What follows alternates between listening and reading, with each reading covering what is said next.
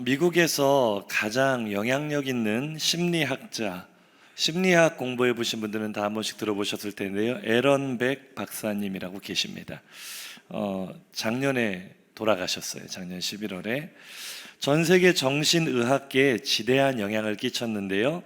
그분이 주로 연구한 분야가 바로 인지치료요법이었어요. 인지치료. 그분이 우울증 환자들을 좀 돕기 위해서 연구를 계속했는데, 우울증 환자들에게서 공통적으로 발견되는 현상이 바로 인지 왜곡 현상이라는 것을 발견을 했죠. 인지 왜곡이라는 것은 실제 사실을 인지하는데 뭔가 문제가 생겨서 사실과 다르게 잘못된 판단을 하는 그런 경향성을 의미하는 거예요. 실제 사실과 좀 왜곡된 것들을 받아들이는 거죠, 마음속에서. 그래서 이 에런 백이 정리한 인지 왜곡의 종류가 책마다 좀 다른데 보통 12가지로 이렇게 정리를 하고 있거든요. 이 12가지의 인지 왜곡 중에 내가 해당되는 것은 없는지 잠깐 점검을 해보겠습니다. 첫 번째는 과대평가, 과소평가예요. 어떤 이야기냐면 자신에 대해 평가를 할 때 긍정적인 면은 굉장히 축소해서 과소평가를 하고, 자신의 부정적인 면은 굉장히 확대해서 과대평가를 하는 거예요. 예를 들어서 우리 하영이가 반주를 하는데 목사님이 야 하영아 너 진짜 반주 잘한다라고 칭찬을 했어요. 그럼 하영이가 그걸 이렇게 잘 받아들이면 좋은데, 아니 목사님 맨날 하시는 말씀인데 저 립서비스야, 저희가 잘한 건데 이렇게 축소해서 받아들인단 말이에요. 그런데 이제 반주 연습을 하다가 틀려가지고 또 한 소리 들었어요. 그랬더니 나 같은 건 반주를 하지 말아야 돼, 이렇게 생각을 하는 거죠. 작은 거는 크게, 나쁜 거는 크게 보고 좋은 거는 작게 보는 거, 이게 인지 왜곡의 한 종류. 해당되는 거 있는가 한번 보세요. 두 번째는 재앙화라고 하는데, 이거는 점쟁이의 오류라고도 합니다. 이거는요, 미래에 대해서 아주 최악의 경우만을 예상하는 그런 인지 왜곡의 종류예요.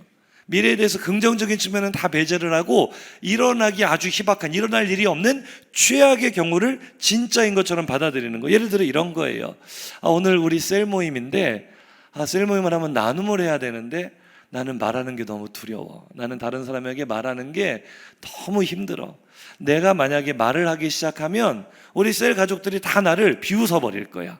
그리고 결국 나는 셀에서 추방당하게 될 거야. 인지 왜곡이에요. 자, 해당되는 거 있는 것도 확인해 보세요. 세 번째는 긍정적인 면의 평가절하, 긍정격하라고 하는데요. 자신에게 있는 긍정적인 경험이나 능력을 객관적으로 보지 않고 굉장히 비하하는 거예요. 자신의 장점은 아무것도 아니다라고 여겨버리는 거예요. 그래서 이런 거죠. 사람들은 나보고 착하다고 하는데 착한 게 아니라 멍청한 거야. 아무 데도 쓸데가 없어, 이렇게 받아들이는 거죠. 지금 자기 이야기 하는 거 아닌가 뜨끔하신 분들 있을 수 있어요. 잘 한번 점검해 보세요. 네 번째는요, 전부 아니면 전무. 이건 무슨 말이냐면 쉬운, 우리가 많이 들어봤던 얘기로 흑백 논리 얘기하는 거예요. 흑백 논리. 그러니까 모든 사건을 두 가지 범주로만 나눠서 흑 아니면 백, 이렇게 생각을 하는 거죠. 예를 들어서 우리 청년들이 이제 대학교 시험 기간이잖아요. 시험 공부를 하면서 이런 생각을 하는 거예요. 이번 시험에서 1등을 못하면 나는 실패자가 되고 말 거야. 1등이 아니면 시험 볼 필요도 없어. 너무 극단적이잖아요. 이게 인지 왜곡입니다. 다섯 번째는 명명하기. 이거는 낙인 찍기라고도 하는데요. 자신의 한 가지 행동이나 부분적인 특징으로 상황 전체를 단정하는 겁니다. 예를 들어 이럴 수 있죠. 나는 왜 이렇게 성격이 다혈질일까? 나는 이 욱하는 성질을 다스리지 못하는 거 보니까 인간 쓰레기가 분명해. 너무 과도하죠? 이게 낙인 찍기. 여섯 번째, 감정적 추론이라는 게 있어요. 이거는요, 감정이 자신의 생각과 판단을 주장해 가는 겁니다. 사실이 아닌데 내 감정이 이끄는 대로 사실로 여겨버리는 거죠. 이런 거예요. 왜 나는 항상 마음이 불안하지? 이건 틀림없이 내 주변에 위험 요소가 많기 때문이야. 옆에 있는 사람을 바라보며 혹시 코로나 확진자 아닐까? 이런 생각들이요. 이게 인지 왜곡입니다. 일곱 번째, 정신적 여과라는 게 있는데 좀 어려운 말 같지만 선택적 추상이라고도 해요. 이거는 뭐냐면요, 중요한 거는 다 무시해버리고 아주 부분적인 거 하나를 콕 집어가지고 전체가 그런 것처럼 확대 해석을 하는 경향성이에요. 쉽게 얘기해서 우리 지금 직분자 훈련을 받고 있거든요. 직분자 훈련을 받는데 어떤 분이 월요일부터 금요일까지는 경건 점수가 만점이었어요. 만점. 완벽했어요. 그런데 토요일 날 하루 삐끗해가지고 한 개 항목이 마이너스가 된 거예요. 마이너스 10점. 이분이 자기의 성적표를 보더니 이렇게 생각하는 거예요. 경건 점수를 올 만점을 못 받다니, 토요일 날 나는 10점이나 마이너스를 받았어. 나는 형편없는 사람이야. 나는 절대로 직분을 받아서는 안 돼 라고 생각하시는 분이 없으시기를 주의 이름으로 축복합니다. 이거 다 이 인지 왜곡이에요. 독심술 있어요. 독심술, 지레짐작이라고 하는데요. 우리 옛날에 드라마에서 궁예 아시죠? 궁예, 관심법 똑같은 거예요. 충분한 근거 없이 다른 사람의 마음을 제멋대로 추측하는 거죠. 예를 들면 이런 거예요. 목사님 오늘 설교하시는데 이쪽은 2번 보는데 나 있는 쪽은 1번밖에 안 보시네. 목사님은 나를 싫어하는 게 분명해. 이거 인지 왜곡입니다. 지나친 일반화 있습니다. 한두 가지 사건을 확대 해석해서 무리한 결론을 도출하는 거죠. 내가 마음에 드는 이성에게 데이트 신청을 했는데 거절당했어요.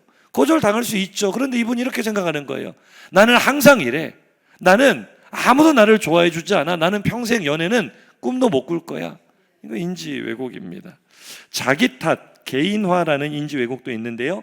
자신과 무관한 외부 사건이나 상황을 자신과 관련시켜 잘못 해석하는 인지 왜곡이에요. 예를 들어서 우리 애가 성적이 떨어졌어요. 우리 애가 성적이 떨어진 걸 보니 확실히 내가 엄마 노릇을 잘못해서 그런 것 같아. 그냥 애가 공부를 안 한 거예요. 근데 자꾸 자기 탓으로. 이것도 인지 왜곡입니다. 11번째, 터널 시야라는 게 있습니다. 어떤 상황의 부정적인 면만을 보는 거죠. 나는 얼굴이 못생겨서 사람들이 다 나를 싫어할 거야. 이거 인지 왜곡입니다. 마지막으로 당위 진술, 의무 진술이라고도 하는데요. 이거는요, 뭔가를 내가 했어야만 했어. 그런데 그걸 내가 못했어 라고 자신을 끊임없이 자책하며 그렇게 하지 못한 자신을 비난하는 이 인지 왜곡. 예를 들면 어제 라면을 먹지 말고 잤어야 됐어. 오늘 아침에 거울을 보니 얼굴은 팅팅 붓고 이게 뭐야. 식탐을 절제 못하는 거 보니 나는 사람이 아니라 돼지인가 봐. 이런 게 인지 왜곡이라는 거예요. 어떻습니까? 이 이야기를 쭉 듣다 보니까 이게 에런 백 박사님이 쭉 정리해 놓은 인지 왜곡의 종류인데, 이야기를 듣다 보니 나도 우울증 환자가 아닌가 싶을 정도로 우리에게는 지금 이 순간에도 많은 인지 왜곡이 일어나고 있죠. 물론 긍정적인 좀 정반대의 인지 왜곡도 있는 것 같아요. 예를 들면 우리 청년부 하늘이는 늘 저에게 이렇게 말을 합니다. 목사님 아무리 봐도 저는 너무 잘생긴 것 같아요. 인지 왜곡입니다. 그런 왜곡은 많이 해도 괜찮아요. 그런데 이 부정적인 인지 왜곡은요, 있는 사실을 있는 그대로 받아들이지를 못하고 주변의 상황과 다른 사람들에 대해 항상 오해를 하게 하죠.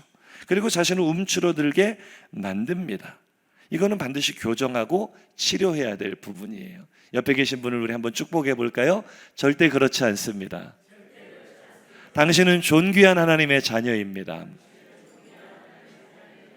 주변에 조금 우울해하거나 힘들어하는 분들을 보면 반드시 인지 왜곡의 성향을 보이고 있어요. 여러 가지가 걸리거든요. 그때마다 우리는 이야기해 줘야 돼요.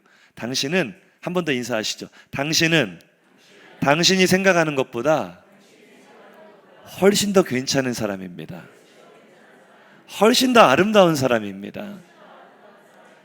우리 그렇게 격려하는 우리 화평교회 되기를 주의 이름으로 축복합니다.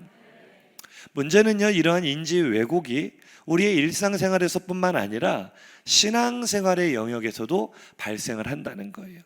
특별히 많은 사람들이 하나님에 대해서 인지 왜곡을 하고 있는 경우가 많습니다. 마태복음 25장 24절 이하를 한번 볼까요? 5달란트, 2달란트, 1달란트 받은 자들의 비유인데, 이때 1달란트 받은 사람의 반응이에요. 시작. 1달란트 받았던 자는 와서 이르되 주인이여, 당신은 굳은 사람이라 심지 않은 데서 거두고 해치지 않은 데서 모으는 줄을 내가 알았으므로 두려워하여 나가서 당신의 달란트를 땅에 감추어 두었었나이다. 자, 내가 당신을 알았습니다라고 말하는 이 사람의 지식이 제대로 된 사실이에요? 아니면 왜곡된 사실이에요? 왜곡된 거죠. 당신은 굳은 사람이다. 정말 주인이 굳은 사람인가요? 아니죠. 주인은 정말 자신이 믿고 가장 아끼는 종들에게 달란트를 나누어 줬어요. 한 달란트는요, 이걸 금 한 달란트로 계산하는가 은 한 달란트로 계산하는가에 따라 가치가 달라지지만, 만약에 금 한 달란트라면 오늘 우리의 돈으로 환산했을 때 90억 원. 놀라지도 않으시는 분들은 집에 돼지 저금통에 다 90억씩 들어있어서 안 놀라시는 거죠. 금 한 달란트면 90억 원. 당시 통용되는 화폐인 은으로 계산한다 할지라도 6억 원. 6억은 아무것도 아니에요. 엄청난 금액이에요. 한 달란트가. 이게 보통 신뢰관계에서 줄 수 있는 금액이 아니라고요. 그러니까 주인은 자신의 종들을 믿고 아끼고 신뢰하는 참 좋은 사람이고요. 그래서 5달란트 받은 자와 2달란트 받은 자는요, 서로 비교하거나 싸우지 않고 주인의 신뢰에 보답하기 위해 나가서 열심히 일을 했죠. 그런데 1달란트 받은 사람은 비교의식에 사로잡혔어요. 자신에게 은혜를 베푼 주인의 선의를 오해하기 시작한 거죠. 저 사람에게는 5개를 주고 이 사람에게는 2개를 주고 나에게는 1개를 준 걸 보니 주인은 나를 신뢰하지 않는 게 분명해. 비교의식에 빠지자 인지 왜곡이 일어난 거예요. 이 인지 왜곡은 나아가서 주인에 대한 인식도 왜곡시켜 버립니다. 알고 보면 우리 주인은 참 나쁜 사람이야. 심지도 않은 데서 거두려고 하는, 이 직원 복지를 제대로 하지도 않으면서 돈만 벌려고 하는 아주 악덕 사장이야. 사실이에요, 아니에요? 아니에요. 그런데 우리 속에 인지 왜곡이 일어나기 시작하면 주인에 대하여, 하나님에 대하여 이렇게 왜곡되고 그릇된 생각을 가질 수 있다는 거죠. 왜 하나님에 대한 인지 왜곡이 일어날까요? 오늘 조금 전 이 달란트 비유의 사건에서는 사탄이 심어놓은 비교의식이라는 덫 때문입니다. 그런데 조금 더 본질적으로 이야기해 보자면 인지 왜곡이 일어나는 이유는 따라 하실까요? 죄 때문입니다. 인지 왜곡이 성경에 최초로 기록된 사건은, 그러니까 하나님에 대해 인지가 왜곡된 최초의 기록은 창세기에 나오는데요, 정확하게 죄가 세상에 들어온 시점과 일치합니다. 아담과 하와가 하나님의 말씀을 어기고 선악과를 따먹은 바로 그 시점입니다. 창세기 3장 8절에서 10절 한번 보시죠. 시작. 그들이 그날 바람이 불 때 동산에 거니시는 여호와 하나님의 소리를 듣고 아담과 그의 아내가 여호와 하나님의 낯을 피하여 동산 나무 사이에 숨은지라. 여호와 하나님이 아담을 부르시며 그에게 이르시되 네가 어디 있느냐. 이르되 내가 동산에서 하나님의 소리를 듣고 내가 벗었으므로 두려워하여 숨었나이다. 지금 인지 왜곡이 일어났어요. 본래 하나님의 음성을 들었을 때 아담은 기쁘게 달려나갔습니다. 하나님과 교제했습니다. 하나님과 가장 큰 행복을 누리는 행복 동산이 바로 에덴 동산이었어요. 그런데 지금 그들에게 뭐가 들어왔죠? 죄가 들어오자 그 좋으신 하나님이 두려운 분으로 여겨지기 시작하는 거예요. 지금 자신들이 벗었다는 것이 부끄럽게 느껴지기 시작하는 거예요.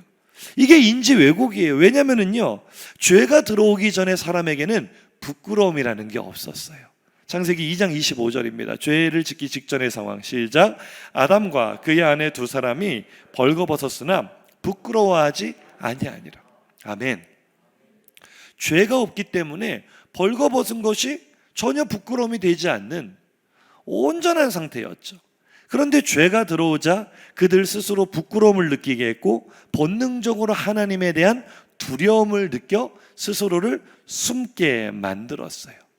자신에게 모든 좋은 것들을 공급해 주신 참 좋으신 하나님을 두렵고 피해야 할 분으로 여길 만큼 심각한 인지 왜곡이 일어난 거죠.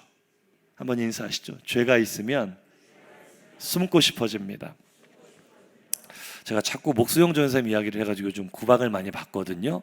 목사님 자꾸 제 이야기 하지 말라고 이제 막 구박을 해요. 그런데 이제 국민 여러분 바로 잡습니다.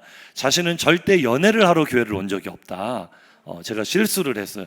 연애를 하러 교회에 온 게 아니라 연애를 하다가 사역하려고 갔다가 목사님을 만나게 된 게 이제 이야기 시작인데 그거나 아닌가 싶은데 아니라고 끝까지 하니까 그게 아니라 우리 목사님 선생님이 고등학교 2학년 때 처음 예수를 만났잖아요. 그래서 굉장히 신앙이 빠르게 성장을 했는데 어떻게 그 신앙이 성장통이 없이 한 번에 올라갈 수 있겠어요? 이제 고등학교 때 열심히 신앙 훈련을 받았는데 대학교에 가서 위기가 온 거예요.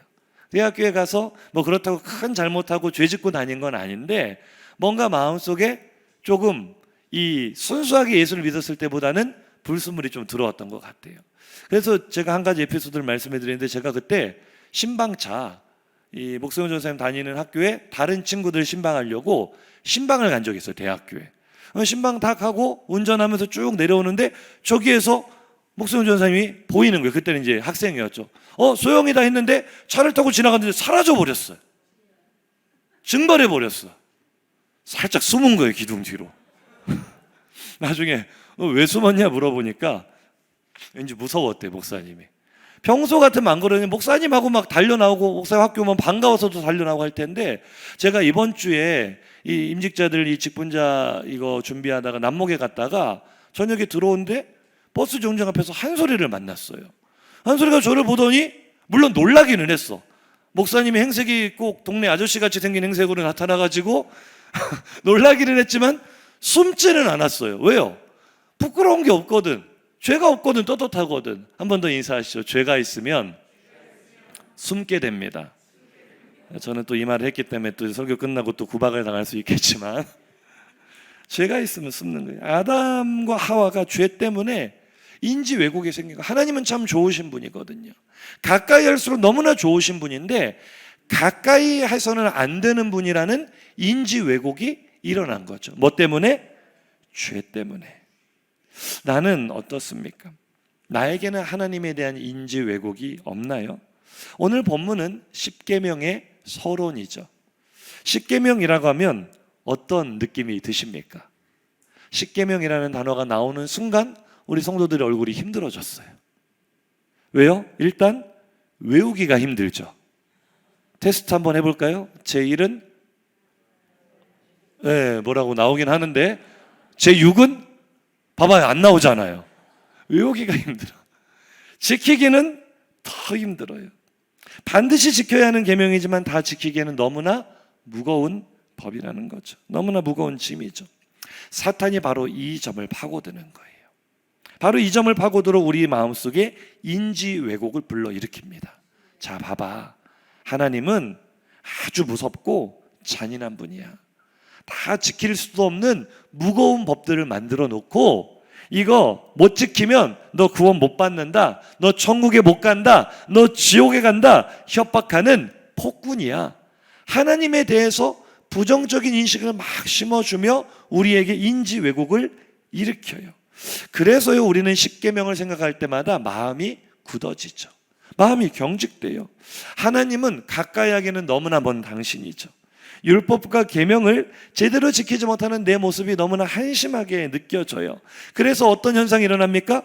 교회를 수십 년 동안 다니면서도 율법의 잣대에 치여서 나 같은 사람은 절대로 구원받지 못할 것이라는 두려움에 사로잡혀 있어요. 심각한 영적 인지 왜곡이 생긴 거죠. 옆에 계신 분에게 인사하시겠습니다. 어떠신가요? 그런데 십계명이 정말 우리를 그렇게 무겁게 짓누르고 경직되게 하는 무거운 짐인가? 하지 말아라 라는 명령의 반복으로 우리의 자유를 빼앗고 우리를 억압하는 무시무시한 법인가? 우리가 진실이 무엇인지 살펴보겠습니다. 자, 십계명 1계명입니다. 20장 3절 시작. 너는 나 외에는 다른 신들을 내게 두지 말라. 명령으로 들으면 하나님의 다른 신 들어오면 우리는 죽겠구나, 부담스러워져요. 그런데 이 명령의 진짜 의미가 뭔지 아세요?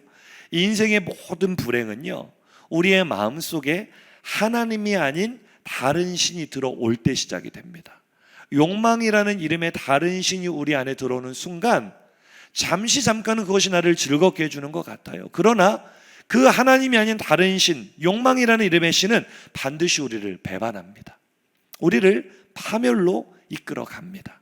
그러니까 저 계명을 가만히 보시면은 하나님의 나를 향한 간절한 사랑이 느껴지는 거예요. 너를 파멸로 이끄는 다른 신들로부터 너를 보호해주고 너를 영원한 행복으로 이끌 수 있는 분은 바로 하나님밖에 없어. 너는 나 외에 다른 신을 너에게 두지 말아라. 이 말은요, 내가 너를 영원히 지켜주겠다는 하나님의 사랑의 약속인 줄로 믿습니다. 다른 신에게 속아서 인생을 저당 잡히지 않도록 나를 보호해 주시겠다는 하나님의 사랑, 1계명인 줄로 믿습니다. 2계명 한번 볼까요? 4절 시작. 너를 위하여 새긴 우상을 만들지 말고, 맨 마지막 어떤 형상도 만들지 말며. 우상 숭배하면 너 죽여버릴 거야, 이런 협박이 아니라요, 가만히 보세요. 고대 사회에 이 우상 숭배라는 것이 만들어낸 결과물이 뭐죠? 실제 존재하는 신이 아닌 가짜이기 때문에 그 위세를 드러내기 위해서는 어마어마한 규모의 신상과 신전이 필요합니다. 이걸 누가 지어요? 힘없는 백성들의 희생을 필요로 하는 거예요. 그거를 짓기 위해 무거운 세금을 부과를 하고 사람이 죽어나가도 아랑곳하지 않고 엄청난 노동력을 착취를 했습니다. 그러니 곧 우상 숭배라는 것은 우리를 우상의 노예로 만드는 거예요. 존재하지도 않는 신이 이만큼이나 대단한 것을 보여주기 위해 힘없는 백성들의 피와 눈물을 가져가는 것이 바로 우상의 본질이에요. 그러니 하나님께서 우리에게 너는 우상 만들지 마라, 어떠한 형상도 만들지 마라, 이거는 너의 인생을 우상에게 빼앗기지 않기를 바란다는, 우리의 피와 눈물과 이 희생을 우상에게 빼앗기고 바치는 그런 비참한 인생이 되지 않게 하시려는 하나님의 보호하심이고 사랑인 줄로 믿으시기 바랍니다. 이게 우리가 하나님의 시선으로 이 십계명을 바라보면은요, 이게 절대로 우리의 자유를 억압하는 것이 아니라 우리를 한없는 자유로 인도하는 사랑이라는 것을 깨닫게 될 줄로 믿습니다. 3계명이 뭐죠? 7절 한번 보실까요? 시작. 너는 내 하나님 여호와의 이름을 망령되이 부르지 말라. 여호와는 그의 이름을 망령되이 부르는 자를 죄 없다 하지 아니하리라. 이 계명도요, 너 하나님의 이름을 함부로 불렀어? 너 하나님의 이름을 망령되이 불렀어? 너는 죽음을 면치 못할 거야, 이런 협박이 아니에요. 가만히 생각해 보세요. 우리가 부모님의 이름을 함부로 부르는 사람이 있나요? 없죠. 우리가 부모님의 조남을 한 글자씩 떼어서 말씀을 드리잖아요. 다른 분에게 아버지의 조남을 말씀해 드릴 때 이름을 다 부르는 게 아니라 한 글자씩 무슨 자 무슨 자를 쓰십니다. 존중하는 거죠. 우리 학생들도요, 철없는 청소년들도 친구들과 싸우다가 금기 사항이 있어요. 다른 욕은 다 해도 무슨 욕은 못 참아. 부모님 욕하면 이거는 너하고 나하고 관계 영원히 끊자는 거예요. 그것만은 참을 수 없는, 아무리 철이 없는 청소년들도 그게 금기 사항.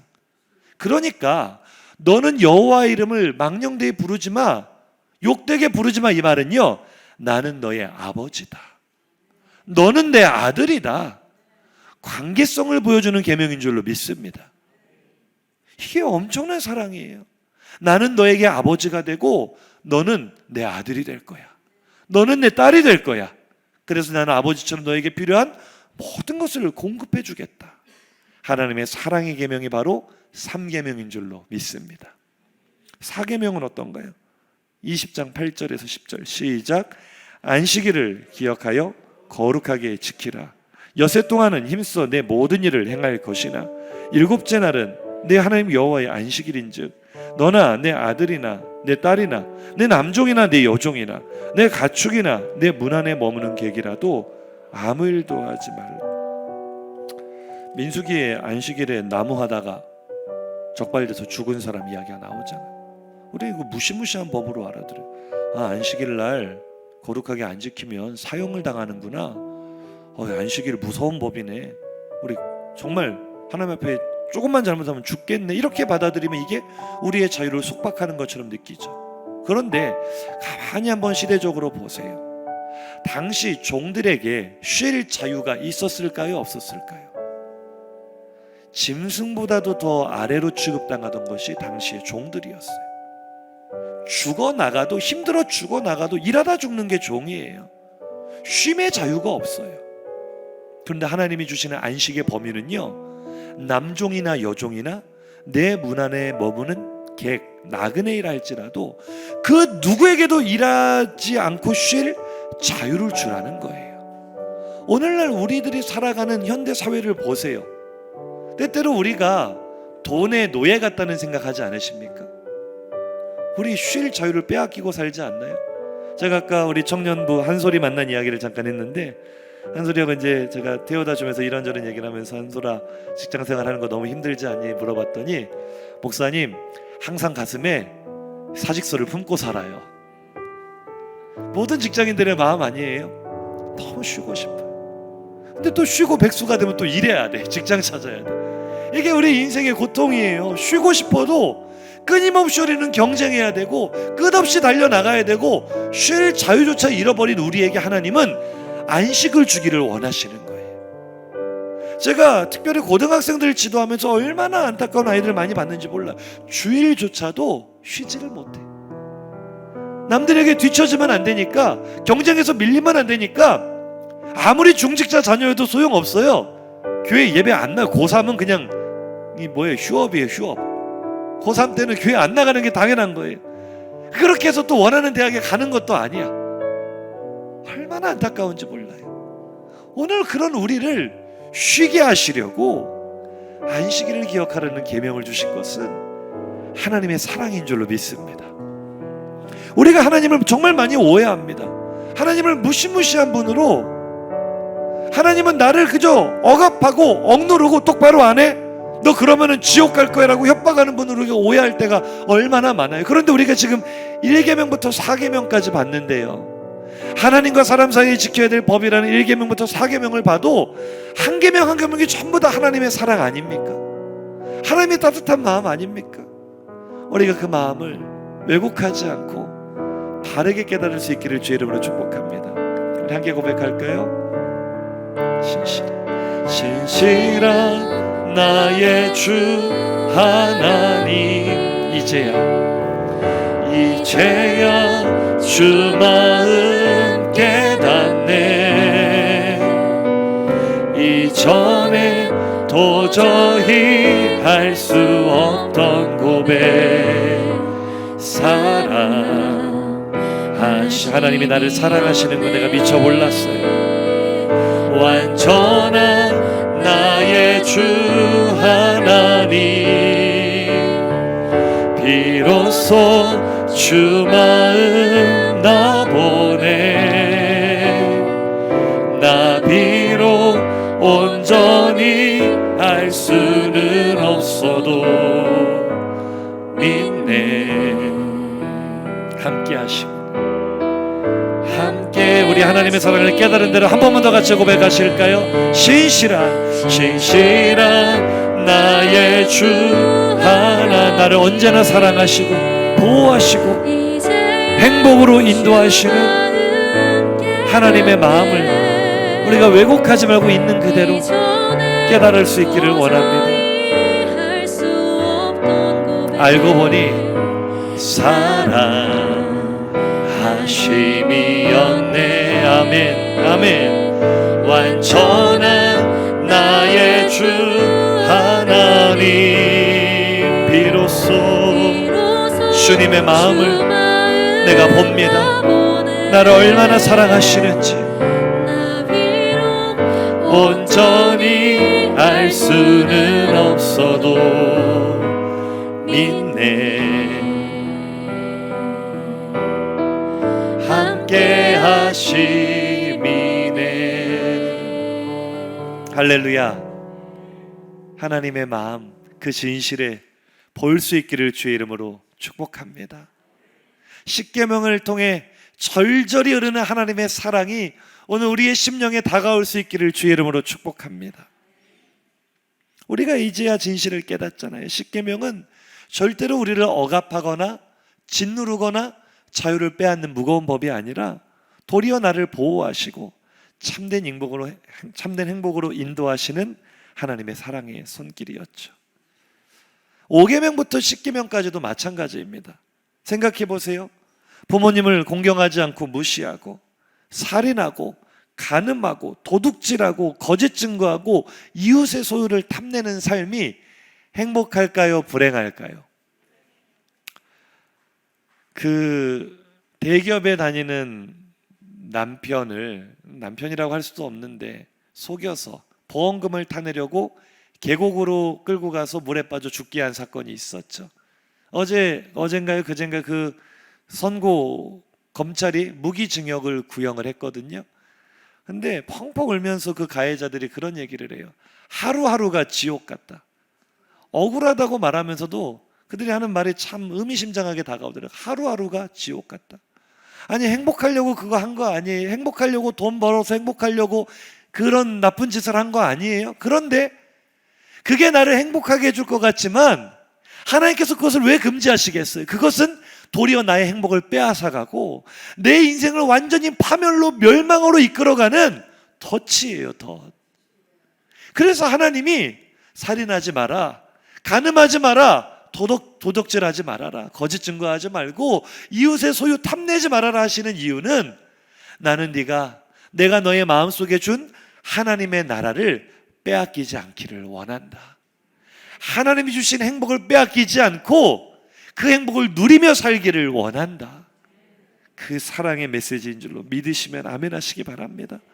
진짜 그래요. 하나님께서 이 계명을 주신 이유를 이렇게 말씀하시거든요. 신명기 10장 13절 시작.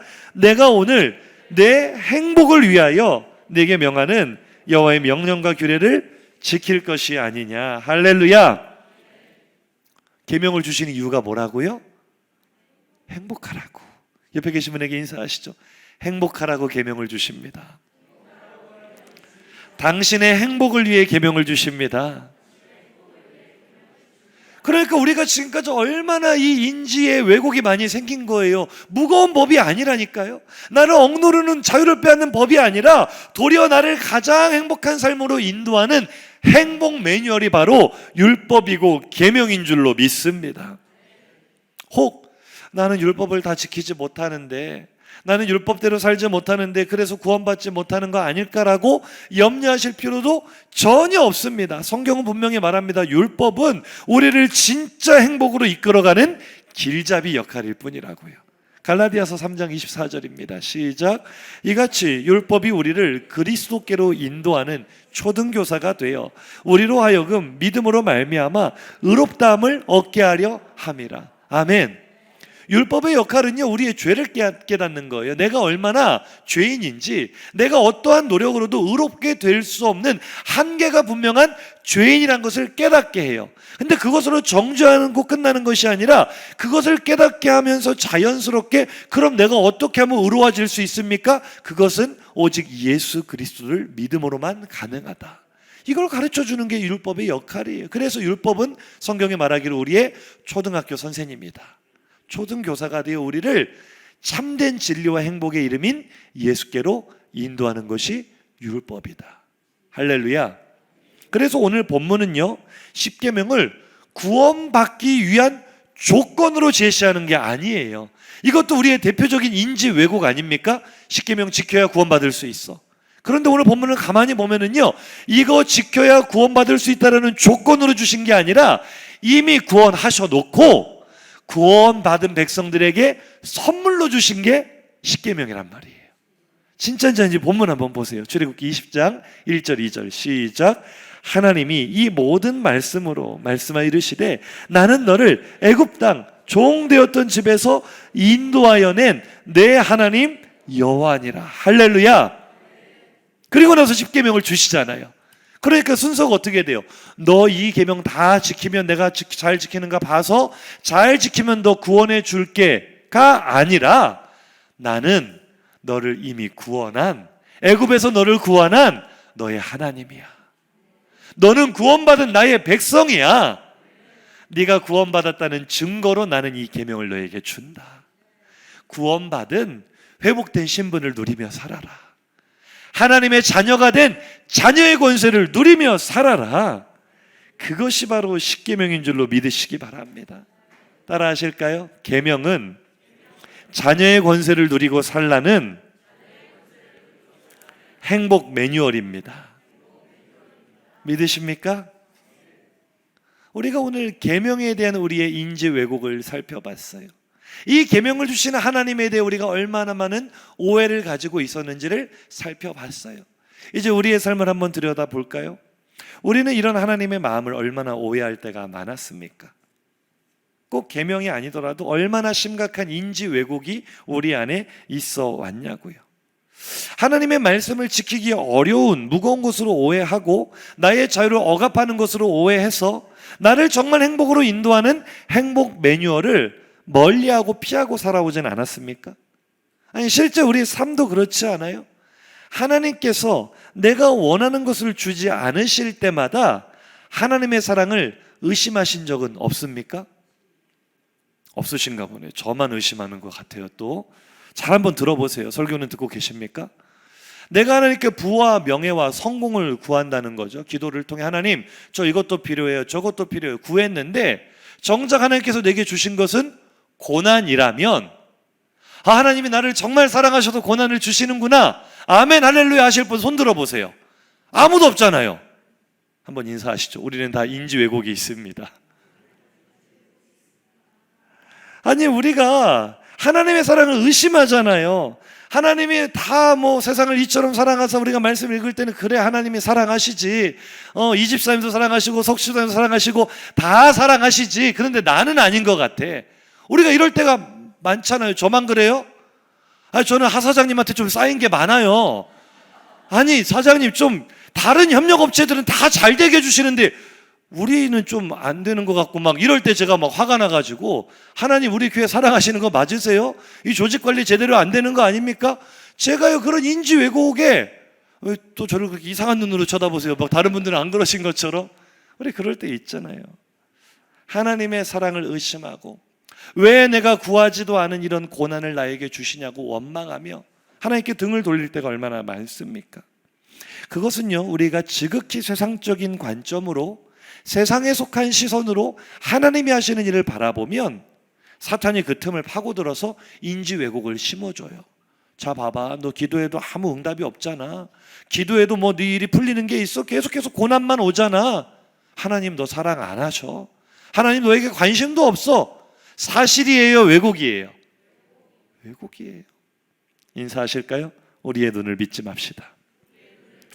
내 눈을 믿지 맙시다. 몇 가지 착시 현상 보여드릴게요. 이 선이 두 개가 있어요. 위아래 화살표 빼고 선만 한번 보세요. 선, 직선만. 위에 직선, 아래 직선. 어떤 게 더 길어 보이세요? 아래가 길어 보이시는 분, 제가 좋은 안과를 추천해 드리겠습니다. 전부 다 위에가 길어 보이십니까? 근데요, 이거 지금은 확인할 길이 없는데 집에 가셔서 이 영상 유튜브 다시 보시면서 자 한번 대보세요. 자, 길이가 똑같아요. 안 믿으실 줄 알았어요. 저는 무슨 사기꾼 보듯이 보고 계신데 진짜 똑같아요. 집에 가서 한번 해보세요. 자, 두 번째 한번 보시죠. A하고 B 사각형 보이십니까? 색깔이 같아요, 달라요?